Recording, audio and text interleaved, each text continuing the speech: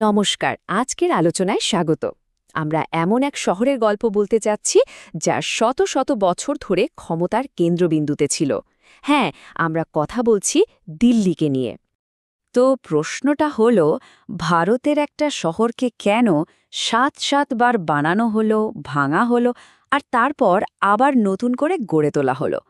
এই প্রশ্নটাই কিন্তু আমাদের আজকের আলোচনার মূল বিষয়। চলুন এর উত্তর খুঁজতে ইতিহাসের পাতা উল্টানো যাক। দিল্লি যে ক্ষমতার কেন্দ্র হয়ে উঠল, তার পেছনে কিন্তু একটা বড় কারণ ছিল এর ভৌগোলিক অবস্থান। ভাবুন একদিকে সুরক্ষার জন্য আরাবল্লী পাহাড়, আর অন্যদিকে ব্যবসা বাণিজ্য আর জলের জন্য যমুনা নদী। আর ঠিক এই কারণে, মানে একদিকে সুরক্ষা আর অন্যদিকে বাণিজ্যের এমন দারুণ একটা মেলবন্ধনের জন্যই দিল্লি সবসময়ই শাসক আর বণিকদের কাছে একটা লোভনীয় জায়গা ছিল। দুর্গ বানানো যেমন সোজা, তেমনি নদীপথে ব্যবসা করাও ছিল সুবিধাজনক। আচ্ছা, চলুন এবার দিল্লির ইতিহাসের আরও গভীরে যাওয়া যাক। দেখব কিভাবে ধ্বংস আর পুনর্গঠনের একটা অদ্ভুত চক্র মধ্যযুগের দিল্লিকে বারবার নতুন করে গড়ে তুলেছিল। এই যে টাইমলাইনটা দেখছেন, এটা থেকে একটা জিনিস খুব পরিষ্কার বোঝা যায়। সুলতানি আমলের শহরটা যেন স্থিরই ছিল না, ক্রমাগত বদলে যাচ্ছিল। মনে হয় প্রত্যেক নতুন শাসক এসে নিজের ছাপ রাখতে চাইতেন, নিজের মতো করে শহরটাকে গড়তে চাইতেন।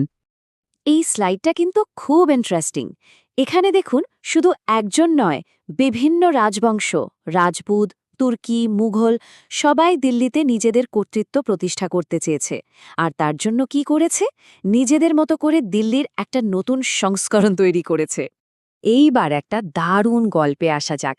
এখানে শুরু হচ্ছে পার্থিব ক্ষমতা আর আধ্যাত্মিক ক্ষমতার মধ্যে এক নাটকীয় সংঘাতের গল্প, যা দিল্লির ইতিহাসে একটা কিংবদন্তি হয়ে আছে।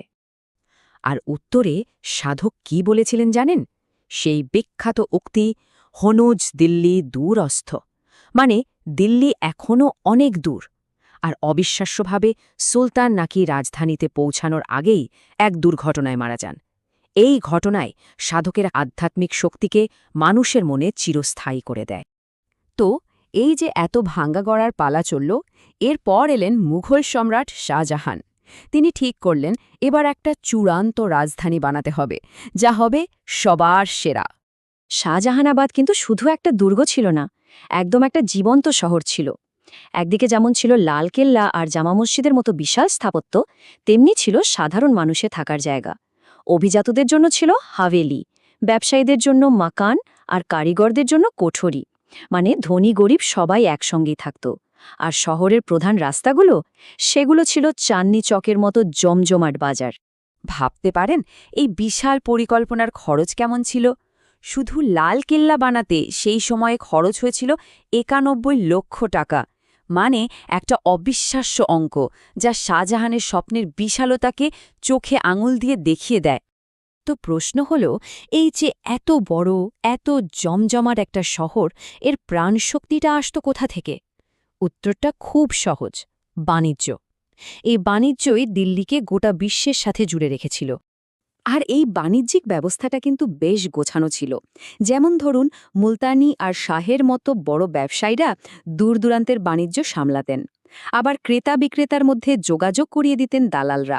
টাকা পয়সার লেনদেন আর মুদ্রার মান পরীক্ষার জন্য ছিলেন সারাফ বা ব্যাংকাররা। আর বনজারারা বিশাল দল নিয়ে এক জায়গা থেকে আরেক জায়গায় জিনিসপত্র নিয়ে যেত। তখনকার দিনে একটা দারুণ জিনিস ছিল, নাম হুন্ডি।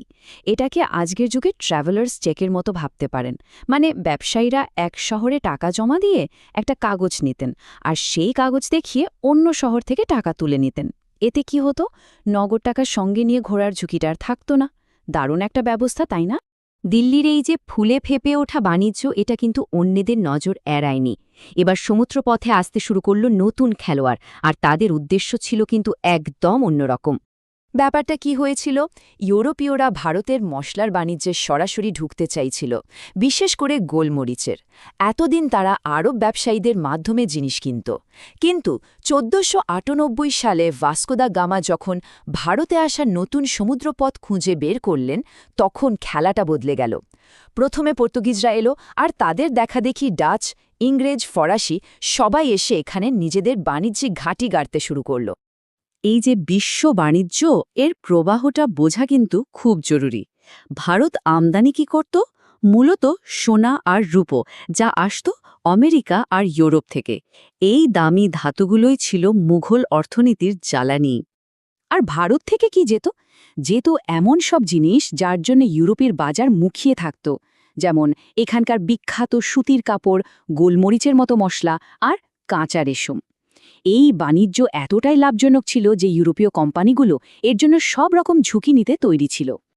কিন্তু একটা কথা মাথায় রাখতে হবে, ইউরোপীয়রা যে কুঠি বানাতো সেগুলো শুধু ব্যবসা করার জায়গা বা গুদাম ছিল না, ওগুলো ছিল এক একটা ছোটখাটো দুর্গ। ভারতীয় মাটিতে সুরক্ষিত দুর্গ, যেখানে সৈন্য থাকত, অস্ত্র থাকত।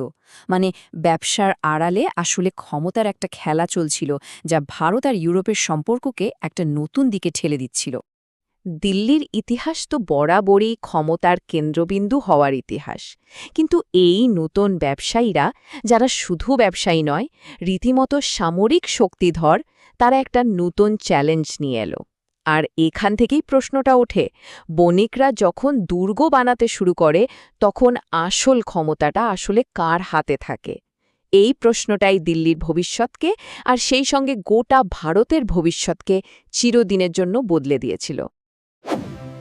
Thanks for watching. Don't forget to like and subscribe to Animated Shikha for more videos.